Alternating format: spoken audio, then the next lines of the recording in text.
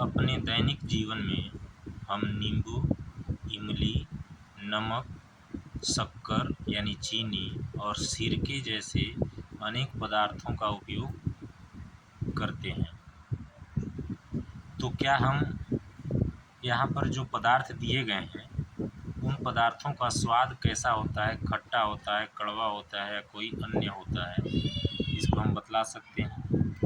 नींबू का रस का स्वाद कैसा होता है? निश्चित तौर पर खट्टा होता है। संतरे का रस, इसका भी स्वाद खट्टा होता है। सिरका खट्टा होता है। दही खट्टी होती है। इमली खट्टी होती है। शक्कर मीठी होती है। नमक नमकीन होती है। आंवला ये भी खट्टा होता है। खाने का सोडा कड़वा होता है। अंगूर मीठापन लिए हुए खट्टा भी होता है। कच्चा आम भी खट्टा होता है। और खीरा, खीरा का स्वाद कैसा होता है?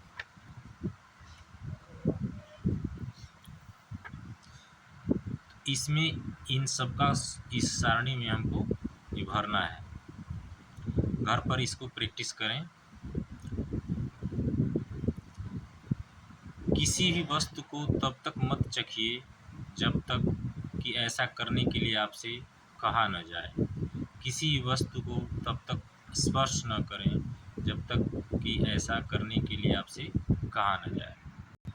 तो निश्चित तौर पर आपने देखा कि इनमें से कुछ पदार्थों का स्वाद खट्टा, कुछ का कड़वा और कुछ का मीठा और कुछ का नमकीन है। क्या मैं सभी पदार्थों का स्वाद ज्ञात करने के लिए उन्हें चख सकता हूँ? नहीं, इनकी चेतावनी दी गई है। क्या तुमने चेतावनी नहीं पढ़ी? हमें अज्ञात पदार्थों को नहीं चखना चाहिए, ये हमें हानि पहुंचा सकते हैं। अब अम्ल और क्षारक। दही, नींबू का रस, संतरे का रस और सिरके का स्वाद खट्टा होता है।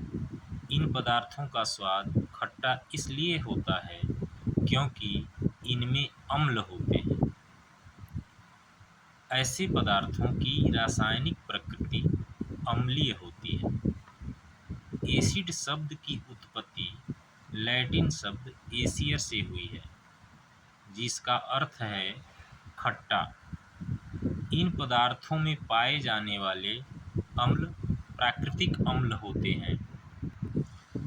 खाने का सोडा अर्थात बेकिंग सोडा कैसा होता है? क्या इसका स्वाद भी खट्टा होता है? यदि नहीं, तो इसका स्वाद कैसा है? क्योंकि इसका स्वाद खट्टा नहीं है, जिसका मतलब है इसमें कोई अम्ल नहीं है। इसका स्वाद कड़वा है। यदि आप इसके विलयन को अपनी अंगुलियों के बीच रगड़ें तो यह साबुन जैसा चिकना लगता है। सामान्यतः ऐसे पदार्थ जिनका स्वाद कड़वा होता है और जो स्पर्श करने पर साबुन जैसे लगते हैं, क्षारक कहलाते हैं। इन पदार्थों की प्रकृति क्षारकीय कहलाती है। सामान्यतः ऐसे पदार्थ जिनका स्वाद कड़वा होता है और जो स्पर्श करने पर साबुन जैसे लगते हैं, क्षारक कहलाते हैं। इन पदार्थों की प्रकृति क्षारकीय कहलाती है। अब प्रश्न उठता है कि यदि हम किसी पदार्थ को चख नहीं सकते हैं तो हमें उसकी प्रकृति कैसे ज्ञात होगी, अर्थात वह अम्लीय है या क्षारकीय है। कोई पदार्थ अम्लीय है अथवा क्षारकीय, इसका परीक्षण करने के लिए विशेष प्रकार के पदार्थों का उपयोग किया जाता है। ये पदार्थ सूचक कहलाते हैं। ध्यान दीजिए, कोई पदार्थ अम्लीय है अथवा क्षारकीय, इसका परीक्षण करने के लिए विशेष प्रकार के पदार्थों का उपयोग किया जाता है। ये पदार्थ सूचक कहलाते हैं। सूचकों को जब अम्लीय अथवा क्षारकीय पदार्थ युक्त विलयन में मिलाया जाता है तो उनका रंग बदल जाता है। सूचकों को जब अम्लीय अथवा क्षारकीय पदार्थ युक्त विलयन में मिलाया जाता है तो उनका रंग बदल जाता है। हल्दी, लिटमस, गुड़हल की पंखुड़ियाँ आदि कुछ प्राकृतिक रूप से पाए जाने वाले सूचक हैं। अर्थात सूचक वे पदार्थ होते हैं जो कोई पदार्थ अम्लीय है अथवा क्षारकीय उसकी सूचना देते हैं। क्या आप जानते हैं कि नीचे दिए गए अम्ल किसमें पाया जाता है? तो अम्ल का नाम है एसिटिक अम्ल, सिरका में पाया जाता है। फार्मिक अम्ल, चींटी का डंक से जो दर्द होता है यानी चींटी के डंक में फार्मिक अम्ल होता है। साइट्रिक अम्ल, नींबू कुल के फल जैसे संतरा, नींबू आदि में पाया जाता है। लैक्टिक अम्ल, दही में पाया जाता है। ऑक्जेलिक अम्ल, पालक में पाया जाता है। एस्कॉर्बिक अम्ल यानी विटामिन सी, आंवला, सिट्रस फल में पाया जाता है। टार्टरिक अम्ल, इमली, अंगूर, कच्चे आम आदि में पाया जाता है। इसे हमें याद कर लेना चाहिए। फिर से हम दोहरा देते हैं। एसिटिक अम्ल सिरका, फार्मिक अम्ल चींटी का डंक, साइट्रिक अम्ल संतरा नींबू, लैक्टिक अम्ल दही, ऑक्जेलिक अम्ल पालक, एस्कॉर्बिक अम्ल जिसको हम विटामिन सी कहते हैं आंवला और सिट्रस फल में, टार्टरिक अम्ल इमली, अंगूर, कच्चे आम आदि में पाए जाते हैं। ऊपर बताए गए सभी अम्ल प्रकृति में पाए जाते हैं। अब हम क्षारकों का नाम और यह किसमें पाया जाता है देखते हैं। कैल्शियम हाइड्रॉक्साइड चूने का पानी में पाया जाता है। अमोनियम हाइड्रॉक्साइड खिड़की के कांच आदि साफ करने के लिए उपयुक्त जो मार्जक होता है उसमें अमोनियम हाइड्रॉक्साइड पाया जाता है। सोडियम हाइड्रॉक्साइड या पोटेशियम हाइड्रॉक्साइड से साबुन का निर्माण होता है, यानी साबुन में सोडियम हाइड्रॉक्साइड और पोटेशियम हाइड्रॉक्साइड पाया जाता है। मैग्नीशियम हाइड्रॉक्साइड दूधिया मैग्नीशियम यानी मिल्क ऑफ मैग्नीशिया जिसको कहते हैं उसमें पाया जाता है। हमारे आसपास के प्राकृतिक सूचक लिटमस एक प्राकृतिक रंजक है। सबसे सामान्य रूप से उपयोग किया जाने वाला प्राकृतिक सूचक लिटमस है। इसे लाइकेनो यानी लाइकेन नामक पौधे से निष्कासित किया जाता है। आशुद्ध जल में इसका रंग नील सुर्ण होता है, माव की तरह। जब इसे अम्लीय विलयन में मिलाया जाता है तो यह लाल हो जाता है और जब क्षारीय विलयन में मिलाया जाता है तो यह नीला हो जाता है। यहाँ पर ध्यान दीजिए, लिटमस एक प्राकृतिक सूचक है जो लाइकेन नामक पौधे से निष्कासित किया जाता है। आशुद्ध जल में इसका रंग नील सुर्ण होता है। जब इसे अम्लीय विलयन में मिलाया जाता है तो यह लाल हो जाता है और जब क्षारीय विलयन में मिलाया जाता है तो यह नीला हो जाता है। यह विलयन के रूप में अथवा कागज की पट्टियों के रूप में उपलब्ध होता है जिन्हें लिटमस पत्र कहते हैं। यह दोनों रूप में उपलब्ध होता है। यह विलयन के रूप में भी उपलब्ध होता है या कागज की पट्टियों के रूप में भी उपलब्ध होता है। इनको जो कागज की पट्टियों के रूप में उपलब्ध होता है उन्हें हम लिटमस पत्र कहते हैं। सामान्यतः यह लाल और नीले लिटमस पत्र के रूप में उपलब्ध होता है। यही पौधा जो इस चित्र में दिख रहा है यह लाइकेन है। इसी से हम लिटमस विलयन के रूप में हम इसको प्राप्त करते हैं और पत्र के रूप में इस तरह ये लाल और नीले लिटमस के रूप में पाया जाता है। जब नीले लिटमस को अम्लीय विलयन में डालते हैं तो यह इस तरह से लाल हो जाता है और लाल लिटमस को जब क्षारकीय विलयन में डालते हैं तो यह इस तरह से नीला हो जाता है। प्लास्टिक के किसी प्याले, कटोरे या परख नली में नींबू का रस लेकर उसमें थोड़ा पानी मिलाइए। ड्रॉपर की सहायता से उपर्युक्त विलयन की एक बूंद को लाल लिटमस पत्र पर डालिए। चित्र 4.2 को देखिए।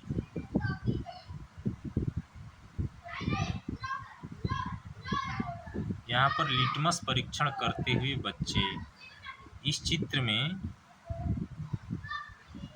क्या परिवर्तन हुआ है? क्या इसके रंग में कोई परिवर्तन होता है? इसी परीक्षण को नीले लिटमस पत्र के साथ दोहराइए। नोट कीजिए कि क्या रंग में कोई परिवर्तन हो रहा है। इसी क्रियाकलाप को निम्नलिखित पदार्थों के साथ दोहराइए।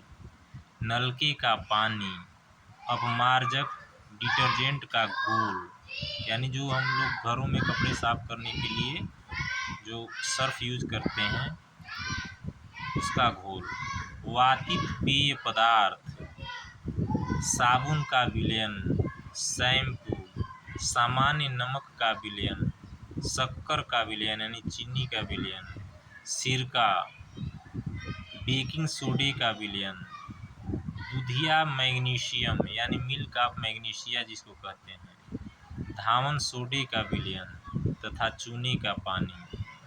यदि संभव हो तो विलयन आसूत जल में बनाएं। आसूत जल का मतलब होता है एकदम स्वच्छ जल जिसमें कोई भी अम्ल, क्षारक या लवण नहीं मिला हो। ऐसे विलयन जो लाल अथवा नीले लिटमस पत्र के रंग को परिवर्तित नहीं करते उदासीन विलयन कहलाते हैं। ऐसे पदार्थ न तो अम्लीय होते हैं और न ही क्षारकीय।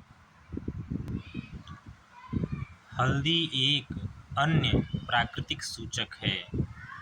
1 चम्मच हल्दी पाउडर लीजिए, इसमें थोड़ा जल मिलाकर इसका पेस्ट बनाइए। स्याही सोख्ता जिसको ब्लॉटिंग पेपर या फिल्टर पत्र पर हल्दी का पेस्ट लगाकर हल्दी पत्र बनाइए और उसे सुखा लीजिए। हल्दी पत्र की पतली पतली पट्टियाँ काट लीजिए। हल्दी पत्र की एक पट्टी पर 1 बूंद साबुन का विलयन डालिए। आप क्या देखते हैं? हल्दी पट्टी पर जिस तरह से साबुन का 1 बूंद डाले हैं उसी तरह से उस पर नींबू का रस डालकर, संतरे का रस डालकर, सिरका डालकर, दूधिया मैग्नीशिया, खाने का सोडा, चूने का पानी, शक्कर और नमक डालकर हम हल्दी के विलयन पर उसका प्रभाव देख सकते हैं। इस चित्र में हल्दी के पेस्ट को फिल्टर पत्र पर लगाकर सुखा लिया गया है और उस पर चूने का पानी डालकर चित्र बनाया जा रहा है। आपने देखा होगा कि हल्दी के पेस्ट में यदि चूना मिला दिया जाता है तो हल्दी का कलर लाल, भूरे लाल कलर का हो जाता है। तो अब आप समझ गए होंगे कि आपके सफ़ेद कमीज पर जब हल्दी का दाग साबुन से धोया जाता है तो वह लाल क्यों हो जाता है। ऐसा इसलिए होता है क्योंकि साबुन का विलयन क्षारकीय होता है। सूचक के रूप में गुड़हल के पुष्प। गुड़हल के पुष्प की कुछ पंखुड़ियाँ एकत्र कीजिए और उन्हें किसी बीकर में रख दीजिए। इसमें थोड़ा गर्म जल मिलाइए। मिश्रण को कुछ समय तक रख दीजिए जब तक जल रंगीन न हो जाए। गुड़हल के पुष्प की पंखुड़ियाँ एकत्र करके उसको बीकर में रखकर उसमें थोड़ा गर्म जल मिलाना है। मिश्रण को कुछ समय रखने के बाद से जल रंगीन हो जाएगा। रंगीन जल को सूचक के रूप में उपयोग किया जा सकता है। इस सूचक की 5-5 बूंदें सारणी 4.2 में दिए गए प्रत्येक विलयन में मिलाना है। शैम्पू में 5 बूंद मिलाकर उसका प्रारंभिक रंग देखना है और अंतिम रंग मिलाने के बाद देखना है। नींबू का रस, सोडा जल, सोडियम हाइड्रोजन कार्बोनेट यानी बेकिंग सोडा जिसको कहते हैं, सिरका, शक्कर का विलयन और नमक के विलयन में गुड़हल के ये जो हमने बनाया है, तो इस सूचक की 5-5 बूंदें हम मिलाएंगे तो पाएंगे कि इसमें से हम कौन सा अम्लीय है और कौन सा क्षारकीय, कौन सा उदासीन है। सूचक का अम्लीय, क्षारकीय और उदासीन विलयनों पर क्या प्रभाव पड़ता है। गुड़हल के पुष्प का सूचक अम्लीय विलयनों को गहरा गुलाबी, मेजेंटा और क्षारकीय विलयनों को हरा कर देता है। तो इसको हमें याद रखना होगा कि जो गुड़हल के पुष्प का जो सूचक है वह अम्लीय विलयनों को गहरा गुलाबी और क्षारकीय विलयनों को हरा कर देता है। चित्र 4.3 में गुड़हल का पुष्प और उससे तैयार किया गया सूचक इस प्रकार है। यहाँ पर ये बीच में सूचक है, यह अम्ल है और यह क्षारक है। इसकी सहायता से हम इसकी पहचान कर सकते हैं। यदि हम प्रयोगशाला या आसपास के किसी विद्यालय से निम्नलिखित रसायनों की तनु विलयन लें, जैसे हाइड्रोक्लोरिक अम्ल का, सल्फ्यूरिक अम्ल का, नाइट्रिक अम्ल, एसिटिक अम्ल, ये 5 अम्ल हैं, 1 2 3 4, 4 अम्लों का विलयन लें। सोडियम हाइड्रॉक्साइड, अमोनियम हाइड्रॉक्साइड तथा कैल्शियम हाइड्रॉक्साइड, चूने का पानी का विलयन लें। इनमें से प्रत्येक विलयन पर तीनों सूचकों के प्रभाव को प्रदर्शित करना है। अपने परीक्षणों को सारणी 4.5 में लिखना है। अब इसमें क्या करना है, अम्ल का नाम, जैसे हाइड्रोक्लोरिक अम्ल हमने लिया, लिटमस पत्र पर इसका प्रभाव, हल्दी के पत्र पर इसका प्रभाव और गुड़हल के पुष्प के पर इसका प्रभाव क्या हो, किस तरह का रंग परिवर्तन हो रहा है, सभी को हमको लिखना है। उसी तरह से जितने भी हम विलयन लिए हैं उसमें सबका प्रभाव हम लिख सकते हैं। हमने पढ़ा है कि अम्ल नीले लिटमस को लाल कर देते हैं और क्षारक लाल लिटमस को नीला कर देते हैं। आइए अब यह देखें कि जब किसी अम्ल को किसी क्षारक में मिलाया जाता है तो क्या होता है। उदासीनीकरण के लिए हमको किसी अम्ल को क्षारक में मिलाया जाता है। हम उस सूचक का उपयोग करने जा रहे हैं जिसका आपने अभी तक उपयोग नहीं किया है। इसे फिनाल्फथेलीन कहते हैं। किसी परखनली के 1/4 भाग को तनु हाइड्रोक्लोरिक अम्ल यानी HCl से भर लीजिए। इसका रंग नोट कीजिए। फिनाल्फथेलीन विलयन के रंग को भी नोट कीजिए। अब फिनाल्फथेलीन सूचक के 2-3 बूंद अम्ल में मिलाइए।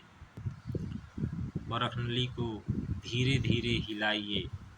क्या आपको अम्ल के रंग में कोई परिवर्तन दिखाई देता है। अम्लीय विलयन में ड्रॉपर से सोडियम हाइड्रॉक्साइड की 1 बूंद डालिए। परखनली को धीरे धीरे हिलाइए।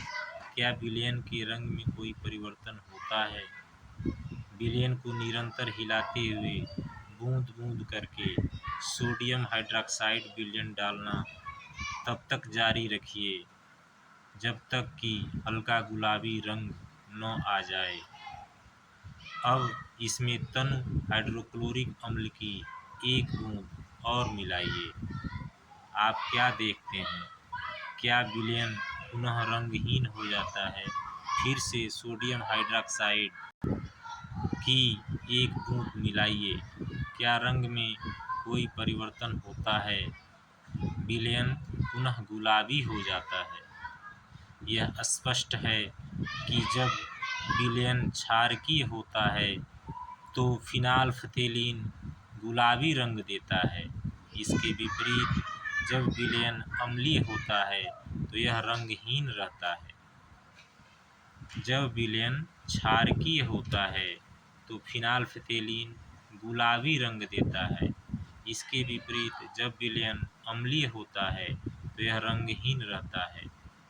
जब किसी विलयन में क्षारकीय विलयन मिलाया जाता है तो दोनों विलयन एक दूसरे के प्रभाव को उदासीन कर देते हैं। जब किसी अम्ल और क्षारक के विलयन को उचित मात्रा में मिलाया जाता है तो विलयन की प्रकृति न तो अम्लीय रहती है और न ही क्षारकीय। दूसरे शब्दों में अम्ल तथा क्षारक दोनों की ही प्रकृति लुप्त हो जाती है। इस प्रकार बना विलयन न तो अम्लीय होता है और न ही क्षारकीय। अर्थात उदासीनीकरण के तत्काल बाद बर्फनली को स्पर्श करें। आपने क्या अनुभव किया? उदासीनीकरण अभिक्रिया में सदैव ऊष्मा निकलती है, अर्थात निर्मुक्त होती है। निर्मुक्त ऊष्मा से अभिक्रिया मिश्रण का ताप बढ़ जाता है। उदासीनीकरण अभिक्रिया में नया पदार्थ निर्मित होता है जो लवण कहलाता है। लवण अम्लीय, क्षारकीय अथवा उदासीन प्रकृति का हो सकता है। यानी अम्लीय लवण जो है 3 प्रकार के होते हैं, अम्लीय या क्षारकीय अथवा उदासीन। अतः उदासीनीकरण को निम्न रूप से परिभाषित किया जा सकता है। किसी अम्ल और किसी क्षारक के बीच होने वाली अभिक्रिया उदासीनीकरण कहलाती है। इस प्रक्रम में ऊष्मा के निर्मुक्त होने के साथ साथ लवण और जल निर्मित होते हैं। इसे पुनः दोहराएं। किसी अम्ल और किसी क्षारक के बीच होने वाली अभिक्रिया उदासीनीकरण कहलाती है। इस प्रक्रम में ऊष्मा के निर्मुक्त होने के साथ साथ लवण और जल निर्मित होते हैं। उदासीनीकरण अभिक्रिया को हम निम्नलिखित रूप से शब्द समीकरण के रूप में लिख सकते हैं। अम्ल प्लस क्षारक से लवण तथा जल बनता है और ऊष्मा निर्मुक्त होती है। निम्नलिखित अभिक्रिया इसका उदाहरण है। हाइड्रोक्लोरिक अम्ल जिसका रासायनिक सूत्र HCl प्लस सोडियम हाइड्रॉक्साइड, यह क्षार है जिसका रासायनिक सूत्र NaOH होता है। ये दोनों जब मिलते हैं तो सोडियम क्लोराइड जो हम NaCl, यह लवण यानी नमक है जो हमारे घरों में यूज होता है, यह बनता है, प्लस जल बनता है और ऊष्मा निर्मुक्त होती है।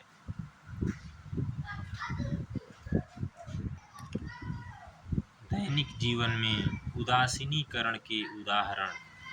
अपाचन। हमारे आमाशय में हाइड्रोक्लोरिक अम्ल पाया जाता है। आप पढ़ चुके हैं कि यह भोजन के पाचन में हमारी सहायता करता है, लेकिन आमाशय में अम्ल की आवश्यकता से अधिक मात्रा होने से अपाचन हो जाता है। कभी कभी अपाचन काफ़ी कष्टदायक होता है। अपाचन से मुक्ति पाने के लिए हम दूधिया मैग्नीशियम जैसा कोई प्रति अम्ल लेते हैं जिसमें मैग्नीशियम हाइड्रॉक्साइड होता है। यह अत्यधिक अम्ल के प्रभाव को उदासीन कर देता है। दूसरा उदाहरण है चींटी का डंक।